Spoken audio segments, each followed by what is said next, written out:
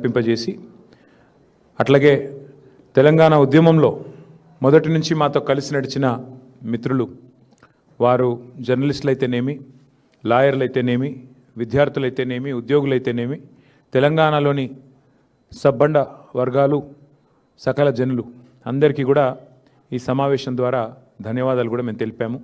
మాకు ఆనాడు ఉద్యమంలో సహకరించిన వారు, తర్వాత రాష్ట్ర ఏర్పాటు జరిగిన తర్వాత కూడా రాష్ట్రం దేదీప్యంగా ముందుకు పోవాలని చెప్పి మాతో కలిసి నడిచిన వారు, మాకు సహకరించిన వారు అందరికీ కూడా ఈ సమావేశం మరి ధన్యవాదాలు చెప్తూ తీర్మానం చేసింది. అట్లాగే ఈ సమావేశంలో కొన్ని కీలకమైన నిర్ణయాలు కూడా తీసుకోవడం జరిగింది. ముఖ్యంగా ప్రస్తుతం అరాచక కాంగ్రెస్ పరిపాలన ఏదైతే జరుగుతూ ఉన్నదో మరి దానికి సంబంధించి కొన్ని నిర్ణయాలు కూడా తీసుకోవడం జరిగింది. కేసీఆర్ గారు చాలా సుదీర్ఘంగా పార్టీ ఏర్పాటుకు మరి దారితీసిన పరిస్థితులు, ఆనాడు ఉమ్మడి ఆంధ్రప్రదేశ్లో తెలంగాణ ప్రాంతానికి జరిగిన అన్యాయం, ముఖ్యంగా ఇక్కడ వ్యవసాయదారులు, ఇక్కడి సాగునీటి స్థితిగతులు, ఇక్కడి విద్యుత్ కొరతతో అలమటించిన పరిస్థితులు ఇవన్నీ కూడా వివరిస్తూ అసలు ఏ నేపథ్యంలో రాష్ట్ర ఏర్పాటు కోసం నడుం బిగించాల్సి వచ్చిందో చాలా వివరంగా చెప్పారు. ఆ ప్రయాణంలో కలిసి వచ్చిన ప్రతి ఒక్కరిని కూడా స్మరించుకున్నారు. ఎంతో ధైర్యంతో చివరికి చావు నోట్లో తలబెట్టి మరి ఢిల్లీ మెడలు వంచి ఏ రకంగా తెలంగాణ సాధించామో కూడా వివరంగా మరి ఆ పరిణామ క్రమాన్ని కూడా చెప్పారు.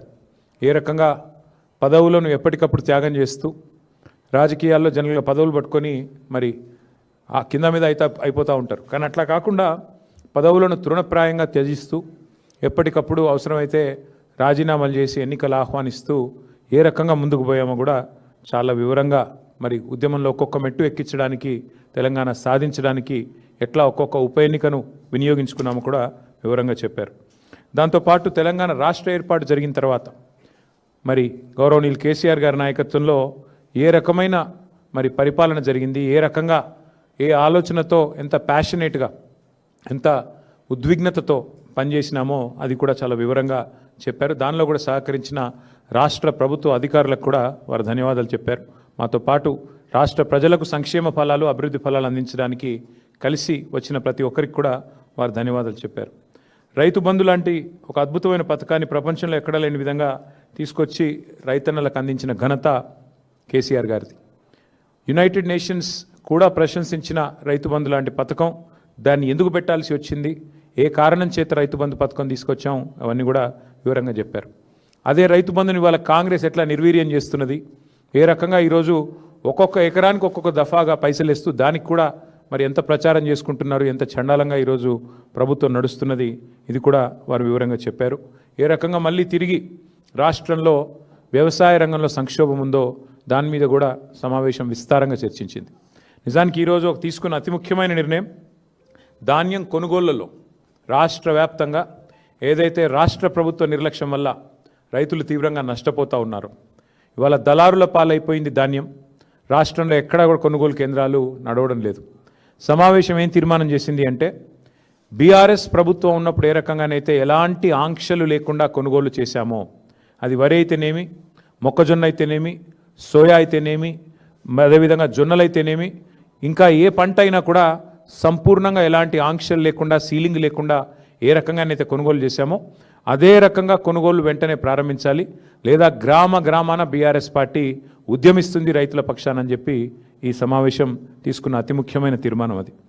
అట్లాగే ధాన్యం కొనుగోలు చేయడానికి కూడా చివరికి మంత్రివర్గ ఉపసంఘాలు వేసి వాటిని కూడా ఒక పెద్ద గొప్ప విషయంలాగా ఏదైతే రాష్ట్ర ప్రభుత్వం చెప్పుకునే ప్రయత్నం చేస్తున్నదో దాన్ని తీవ్రంగా ఖండిస్తూ వెంటనే ఈ రాష్ట్రంలోని రైతాంగ పక్షాన, ఇప్పటికే దళారులకు అమ్ముకొని కనీస మద్దతు ధర రాకుండా, బోనస్ కూడా వచ్చే పరిస్థితి లేకుండా మరి ఏదైతే రైతులు ఇబ్బంది పడుతున్నారో దాన్ని వెంటనే నివారించడానికి ప్రభుత్వం కొనుగోలు కేంద్రాలను ప్రారంభించి వెంటనే కొనుగోలు ప్రారంభించాలని చెప్పి సమావేశంలో తీర్మానం చేశాం. అట్లాగే సింగరేణి సంస్థ విషయంలో కూడా కార్మిక లోకానికి చేసిన అభివృద్ధి, మరి ఏ రకంగా అక్కడ సంక్షేమ పథకాలు ఇవన్నీ కూడా అమలు చేశామో దానికి సంబంధించి కూడా ఈ సమావేశంలో మరి చర్చించడం జరిగింది. పార్లమెంట్లో భారతీయ జనతా పార్టీ ఎంపీ తేజస్వి సూర్య అనే వ్యక్తి తెలంగాణ ఏర్పాటును పాకిస్తాన్ ఏర్పాటుతో పోలుస్తూ మరి ఒక వేర్పాటువాద సమస్యగా చిత్రీకరించడమే కాకుండా తూలనాడే విధంగా అవమానించే విధంగా తెలంగాణ ప్రజల ఆత్మగౌరవాన్ని దెబ్బగొట్టే విధంగా వారు ఏదైతే మాట్లాడారో దాన్ని తీవ్రంగా సమావేశం ఖండించింది. నిజంగా అక్కడ ఒక్క బీఆర్ఎస్ ఎంపీ ఉన్న లోక్సభలో మరి వెంటనే తిరగబడి అక్కడికక్కడే అవసరమైతే తేజస్వి సూర్యని నిలదీసి క్షమాపణ చెప్పించే విధంగా కార్యాచరణ ఉండేది. కానీ వాళ్ళ తెలంగాణ ప్రజలు కూడా ఆలోచించాలని చెప్పి కూడా సమావేశంలో చాలామంది వక్తలు అభిప్రాయపడ్డారు. అక్కడ 8 మంది కాంగ్రెస్ ఎంపీలు 8 మంది బీజేపీ ఎంపీలు ఉన్నా చేష్టలుడిగి ఉత్సవ విగ్రహాల మాదిరిగా చూస్తూ కూర్చున్నారు తప్ప తేజస్వి సూర్య గారు తెలంగాణ ఏర్పాటును పాకిస్తాన్ ఏర్పాటుతో పోల్చినా కనీస స్పందన లేకుండా మరి నిశ్చేష్టులుగా ఏదైతే చూస్తూ ఉన్నారో దాని సమావేశం తీవ్రంగా నిరసించింది. తెలంగాణ ప్రజలు దయచేసి తెలంగాణ పార్టీ ఎంపీలు బీఆర్ఎస్ ఎంపీలు లేని లోటు ఏ రకంగా ఉందో ఆలోచించాలని చెప్పి కూడా ఈ సమావేశంలో చాలామంది వక్తలు అభిప్రాయం పడడం జరిగింది. తెలంగాణ పౌరుషం తెలంగాణ చావదచ్చిన కాంగ్రెస్ బీజేపీ ఎంపీల నిష్క్రియాపరత్వం పైన కూడా ఈ సమావేశంలో నిరసన వ్యక్తమైంది. అట్లాగే మరి అన్ని రాజకీయపరమైన అంశాలతో పాటు ముఖ్యమైన మరొక అంశం మన కేంద్ర ప్రభుత్వం తీసుకున్న నిర్ణయం. ఈ మహిళా రిజర్వేషన్ బిల్లుని మరి వారు ఉద్దేశపూర్వకంగానే అడ్డుకున్నట్టుగా కనబడ్డది. అల్టిమేట్గా చూస్తే డీలిమిటేషన్తో ముడిపెట్టి మరి అనవసరంగా లేని ఒక కార్యక్రమం స్టార్ట్ చేసి మొత్తానికి మహిళా లోకాన్ని దేశంలోని అందరి ప్రజల్ని కూడా గందరగోళంలోకి ఏదైతే భారతీయ జనతా పార్టీ ప్రభుత్వం నెట్టిందో మరి 30 ఏళ్లుగా ఈ మహిళా బిల్లుకు సంబంధించిన చర్చలు జరుగుతూనే ఉన్నాయి.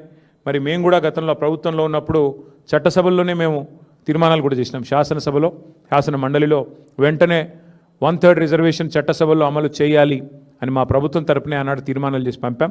ఈ సమావేశం ద్వారా కూడా మా పార్టీ యొక్క విస్తృత స్థాయి సమావేశం ద్వారా కూడా మహిళా రిజర్వేషన్ల విషయంలో పూర్తి చిత్తశుద్ధిని మళ్ళీ వ్యక్తం చేస్తూ తప్పకుండా వెంటనే కేంద్ర ప్రభుత్వం కూడా ఈ విషయంలో సానుకూల నిర్ణయం తీసుకొని రిజర్వేషన్లను వెంటనే అమల్లోకి తీసుకొని రావాలని చెప్పి కూడా మరి ఈ సమావేశంలో తీర్మానం పాస్ చేయడం జరిగింది. దాంతోపాటు మరి SIR అనే కార్యక్రమం ఏదైతే ప్రారంభం కాబోతా ఉందో ఆ విషయంలో కూడా చాలా కూలంకషంగా ఈ సమావేశంలో చర్చ జరిగింది. స్పెషల్ ఇంటెన్సివ్ రివిజన్ పేరిట మరి వెస్ట్ బెంగాల్లో దాదాపు 95 లక్షల ఓట్లు తొలగించడం జరిగింది. బీహార్లో 65 లక్షల ఓట్లు తొలగించడం జరిగింది. అట్లాగే రేపు తెలంగాణలో కూడా మే నెలలో ఈ SIR అనే కార్యక్రమం ప్రారంభమవుతా ఉంది. కాబట్టి ఈ విషయంలో పార్టీ మొత్తం కూడా టాప్ టు బాటం గ్రామ స్థాయి నుంచి మొదలు పెడితే బూత్ స్థాయి నుంచి మొదలు పెడితే స్టేట్ స్థాయి దాకా కూడా ఫోకస్ చేయాలని చెప్పి మా పార్టీ అధ్యక్షులు దిశానిర్దేశం చేశారు. ఈ విషయంలో ఎందుకంటే ఓట్ల తొలగింపు ప్రక్రియ పేరిట జరిగిన నాటకం, దొంగ ఓట్ల చేర్పుల వల్ల జూబ్లీహిల్స్ ఎన్నికల్లో జరిగిన నష్టం దాదాపు 15,000 దొంగ ఓట్లు జూబ్లీహిల్స్ ఎన్నికల్లో మా ఓటమికి కూడా కారణమయ్యాయనే ఒక అభిప్రాయం కూడా సమావేశంలో వ్యక్తం కావడం జరిగింది. దానిపైన పార్టీ అధ్యక్షులు కూడా స్పందిస్తూ SIR జరిగే క్రమంలో స్పెషల్ ఇంటెన్సివ్ రివిజన్ జరిగే క్రమంలో పార్టీ శ్రేణులు క్రియాశీలంగా ఉండాలి, యాక్టివ్గా ఉండాలి, తప్పకుండా మరి వెంటనే ఎప్పటికప్పుడు స్పందించాలి, ఎక్కడికక్కడ మరి అధికార పార్టీ చేసే ఆగడాలకు అడ్డుకట్ట వేయాలని చెప్పి కూడా తీర్మానించడం జరిగింది. ఎక్కడికక్కడ పార్టీ క్రియాశీలంగా top to bottom booth level to state level పనిచేయాలని చెప్పి కూడా సీరియస్గా ఆదేశించడం జరిగింది. అట్లాగే పార్టీ యొక్క సంస్థాగత నిర్మాణం మీద కూడా చాలా విస్తృతమైన చర్చ జరిగింది. సభ్యత్వ నమోదు, పార్టీ యొక్క కమిటీలు, ఇవన్నిటి విషయంలో చర్చ జరిగింది. పార్టీ కమిటీలో ఇవాళ పార్టీ మీటింగ్లో ఈరోజు ఒక నిర్ణయం కూడా తీసుకోవడం జరిగింది. రాష్ట్ర వ్యాప్తంగా ఉన్న అన్ని కమిటీలు ఎక్సెప్ట్ స్టేట్ కమిటీ మినహా అన్ని కమిటీలను కూడా ఈరోజుతో రద్దు చేయడం జరిగింది. ఎందుకు అంటే కొత్త కమిటీలు వేసుకోవాలి, మెంబర్షిప్ వేయాలి, కాబట్టి దానికి మార్గం సుగమం చేయడానికి అన్ని కమిటీలను కూడా రద్దు చేస్తూ నిర్ణయం తీసుకోవడం జరిగింది. అంటే గ్రామ కమిటీ నుంచి మొదలు పెడితే అన్ని కమిటీలు, జిల్లా కమిటీ దాకా అన్ని కమిటీలను కూడా రద్దు చేయడం జరిగింది. కేవలం ఒక స్టేట్ కమిటీ మాత్రమే ఫంక్షనల్గా ఉంటుంది. ఆ స్టేట్ కమిటీ ఆధ్వర్యంలో మెంబర్షిప్ కార్యక్రమానికి పోతాం. రాష్ట్ర వ్యాప్తంగా మరి ఈ మెంబర్షిప్ కార్యక్రమాన్ని కూడా రెండు మార్గాల్లో చేస్తాం. ఆన్లైన్ మరియు ఆఫ్లైన్. అంటే ఆన్లైన్ అంటే డిజిటల్ మోడ్లో, ఆఫ్లైన్ అంటే మరి పుస్తకాల ద్వారా, మెంబర్షిప్ పుస్తకాల ద్వారా 2 మార్గాలుగా తప్పకుండా చేస్తాము. మా ఆలోచనల్లో ఒకటే, రాశి కంటే వాసి ముఖ్యం. అందుకే ఎంత సభ్యత్వము ఎన్ని లక్షలు అన్నదానికంటే కూడా మరి ఎంత క్వాలిటేటివ్గా మనం మెంబర్షిప్ చేయాలి, తెలంగాణకి ఒక రక్షణ కవచంలాగా ఎట్లా మన కార్యకర్తలు మన నాయకత్వం నిలబడాలి అనే ఆలోచనతో మరి వారిని కేవలం మెంబర్షిప్ చేయడమే కాకుండా మెంబర్షిప్ జరిగిన అనంతరం కమిటీల నిర్మాణం మాత్రమే కాకుండా ఆయా కమిటీలకు మరి మొత్తం ప్రతి నియోజకవర్గంలోని మరి ముఖ్యమైన కార్యకర్తలందరికీ కూడా శిక్షణా తరగతులు కూడా నాయకత్వానికి అట్లాగే మరి కార్యకర్తలకు కూడా శిక్షణా తరగతులు పెట్టాలనే నిర్ణయం కూడా తీసుకోవడం జరిగింది. షెడ్యూల్ మొత్తం కూడా మీకు తొందరలోనే వెల్లడిస్తాము.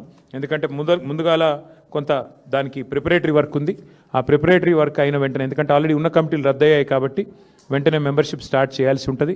కానీ దానిలో కూడా ప్రాసెస్ ఉంటుంది. మీకు తెలుసు, ప్రజాస్వామికంగా ఎన్నికలు చేయాలి, దానికి ప్రిసైడింగ్ ఆఫీసర్ల నియామకం జరగాలి, పరిశీలకుల నియామకం జరగాలి, ఇవన్నిటి మీద కొంత ప్రిపరేటరీ వర్క్ ఉంది. కాబట్టి తొందరలోనే ఆ షెడ్యూల్ కూడా ప్రకటించి ఎప్పటి నుంచి మెంబర్షిప్ స్టార్ట్ అవుతుంది, ఎప్పటి నుంచి మరి కమిటీల నిర్మాణం ఉంటుంది, ఇవన్నీ కూడా మళ్ళీ కేసీఆర్ గారి ఆధ్వర్యంలో ఒక సమావేశం బహుశా తొందరలోనే జరుగుతుంది. ఆ సమావేశంలో ఆ పుస్తకాలు ఇవ్వడం, మెంబర్షిప్ పుస్తకాలు, ఇంకా మిగతా కార్యక్రమాలు, మిగతా సంస్థాగత నిర్మాణం, శిక్షణా తరగతుల డేట్లు ఇవన్నీ కూడా అనౌన్స్ చేయడం జరుగుతుంది. అది కూడా తొందరలోనే చేయబోతా ఉన్నాం.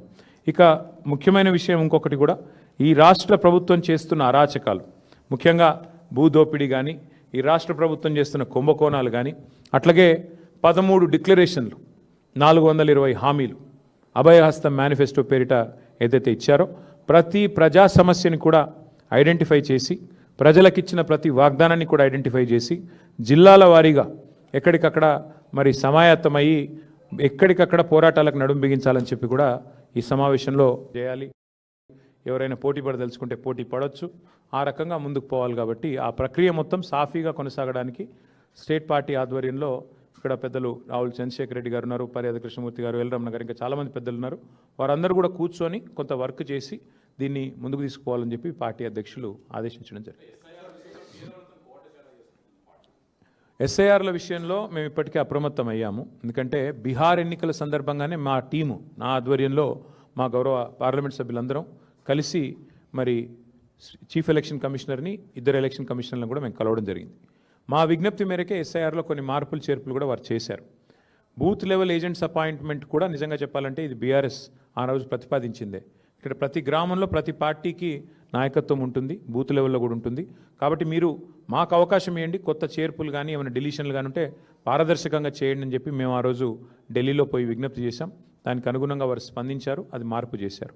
మేము కూడా బూత్ లెవెల్ ఏజెంట్ల నియామకం ఇప్పటికే దాదాపుగా మరి 90 నియోజకవర్గాల్లో పూర్తయింది. ఇక మిగతా ఒక 20-25 నియోజకవర్గాల్లో పూర్తి చేయాలి.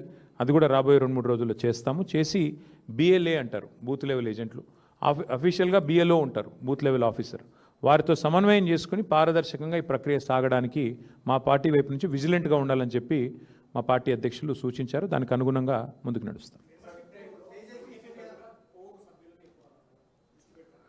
రాశి కంటే వాసి ముఖ్యమని నేను అన్నాను. అంటే ఏదో పేరుకి 1,00,000 దాటింది, 2 లక్షలు దాటింది అన్నట్టు కాకుండా చాలా క్వాలిటేటివ్గా పని చేయండి అని చెప్పి మా అధ్యక్షుల వారు సూచించారు.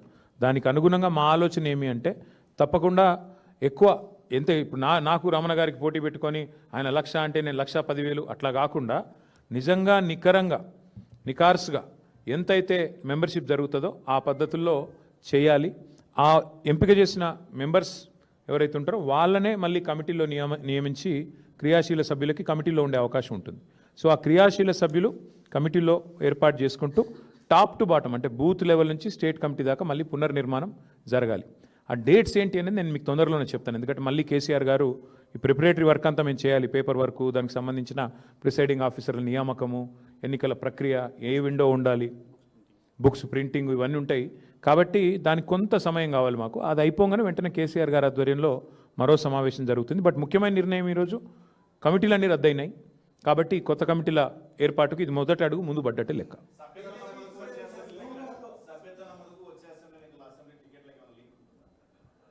సభ్యత్వ నమోదు కాదు, కానీ పార్టీకి క్రియాశీలంగా పని చేయండి. ఎమ్మెల్యేలైనా కేసీఆర్ గారు ఒక మాట అన్నారు, సిట్టింగ్ ఎమ్మెల్యేలైనా మీరు క్రియాశీలంగా పనిచేయకపోతే మాత్రం పార్టీ అన్ని పరిగణలోకి తీసుకుంటుంది.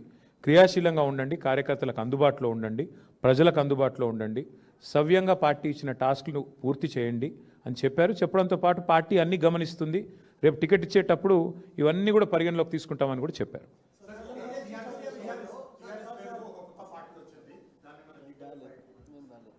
ఎక్కడ నాకు తెలిసి మాకు ఇప్పటి వరకు నాకున్న ఇన్ఫర్మేషన్ మేరకైతే నాకు తెలిసి పెద్ద ఇష్యూ ఏమీ లేదు. పార్టీలు వస్తుంటాయి పోతుంటాయి, అది పెద్ద ఇష్యూ కాదు. చాలా పార్టీలు వచ్చినాయి, చాలా పార్టీలు పోయినాయి. 25 ఏళ్ళు పూర్తి చేసుకున్న పార్టీ మేము. కాబట్టి మేము ఫోకస్ చేసేది ఈ దేశంలో 25 ఏళ్ళు పూర్తి చేసుకున్న పార్టీలు వేళ్ల మీద లెక్క దగ్గబెట్టే సంఖ్యలో ఉంటాయి. నాకు తెలిసి మన రాష్ట్రంలో అయితే ఒక టీడీపీ, తర్వాత టీఆర్ఎస్ఏ, ఇంకే వేరే పార్టీలు ఏం లేవు. ఇప్పుడున్న బీఆర్ఎస్, అప్పుడు టీఆర్ఎస్గా పుట్టింది, ఇప్పుడు బీఆర్ఎస్. కాబట్టి పెద్ద పట్టించుకోదగ్గ విషయం ఏం కాదు. తేజస్వి సూర్య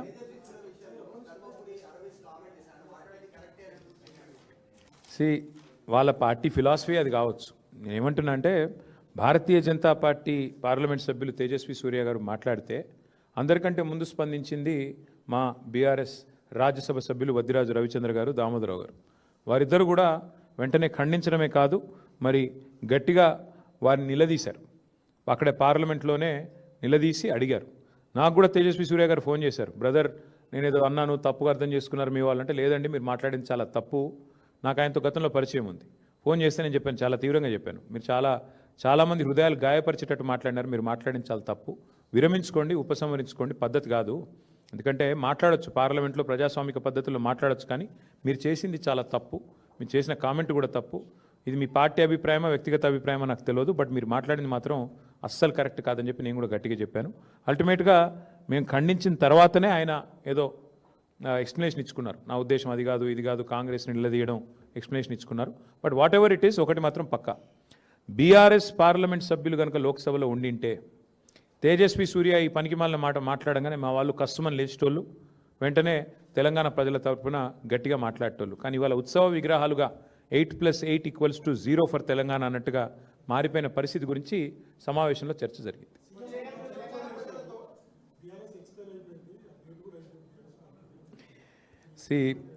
చీఫ్ మినిస్టర్ గారికి నా రిక్వెస్టు, మీరు చీఫ్ మినిస్టర్, చీప్ మాటలు మాట్లాడటం బాగుండదు.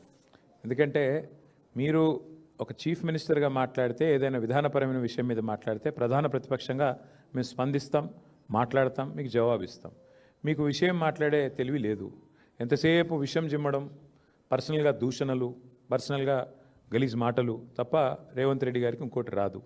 వారిని నేను అడిగేది ఏమంటే ఒకటి, ఇవాళ వాస్తవం ఏమంటే ఎక్స్పైరీ అయిపోయిందని మాట్లాడుతున్నాడు ఆయన. కాంగ్రెస్ పార్టీ చెతికిలబడి ఇప్పటికీ ఎన్నేళ్ళు అయిందండి? 12 ఏళ్ళ 13 ఏళ్ళ అప్పటి నుంచి ఇప్పటివరకు లేవలేకపోతున్నది.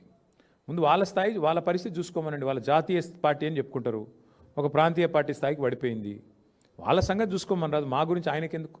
మా పార్టీ ఏందో, మా పార్టీ ప్రస్థానం ఏందో, మా పార్టీ ఏం చేసిందో, మా పార్టీ ఎట్లా ప్రజా పోరాటాలు చేసి ఓ రాష్ట్రాన్ని ఢిల్లీ మెడలు వంచి సాధించిందో, వాళ్ళ జాతీయ నాయకత్వాన్ని అడిగితే ఢిల్లీని ఎట్లా గడగడలాడించిందో వాళ్ళ జాతీయ నాయకత్వాన్ని అడిగితే వాళ్ళు చెప్తారు. ఈయనకేం తెలుసు అప్పుడు ఎక్కడున్నాడు ఈయనప్పుడు? కాబట్టి నేను అనేది ఏమంటే చీఫ్ మినిస్టర్ గారు చీప్ మాటలు మాట్లాడకపోతే మంచిది. ఇవాళ మాకు ఒక శుభదినం, మా పార్టీ 25 వసంతాలు పూర్తి చేసుకున్న సందర్భంగా నాకు ఆయన లాంటి వాళ్ళ గురించి మాట్లాడాల్సిన అవసరం కానీ అగత్యం కానీ నాకు లేదు.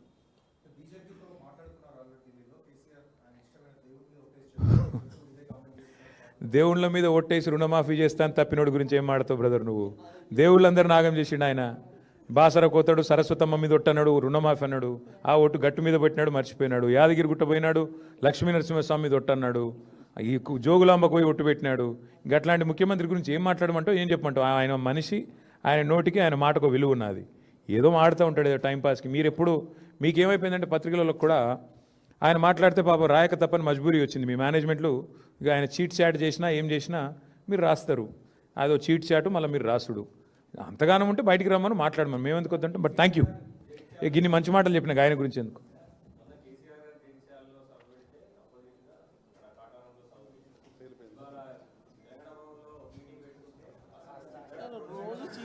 ఏం చెప్పమంటావు? ఏం లేదు, అంటే ఆయన ఐడెంటిటీ క్రైసిస్. ఆయనను ఏమవుతుందంటే పాపం ఆయన ఎక్కడ పోయినా ఎవడు ముఖ్యమంత్రికి గుర్తుపడతలేడు. ప్రాబ్లం ఏమొస్తుందంటే ఆయనకు కేసీఆర్ ఒక్కసారి ఆయన పేరు తీసుకుంటాడేమో అని దేవులాడుతుండు. కేసీఆర్ గారేమో ఆయన పేరు తీసుకోవట్లేదు. ఆయన బాధ వర్ణనాతీతంగా ఉంది. ఏం చెప్పాలి? అందుకే నేను అనేది ఏమంటే రేవంత్ రెడ్డి గారు మిమ్మల్ని యాంకర్లు గుర్తించట్లేదు, యాక్టర్లు గుర్తించట్లేదు, ప్రజలు గుర్తించట్లేదు, ప్రతిపక్ష నాయకుడు కూడా మిమ్మల్ని గుర్తించట్లేదు. అది మీ ఐడెంటిటీ క్రైసిస్కి సంబంధించిన సమస్య. మేమేం చేయగలం దానికి? మీరు కావాలంటే ముఖ్యమంత్రి పరిచయ కార్యక్రమం అని చెప్పి బ్యానర్ కట్టుకొని ఊరికి తిరగండి, మేము ఎందుకు వద్దంటాం? ఆయన ఐడెంటిటీ క్రైసిస్, మాకు పని లేదు. Thank you.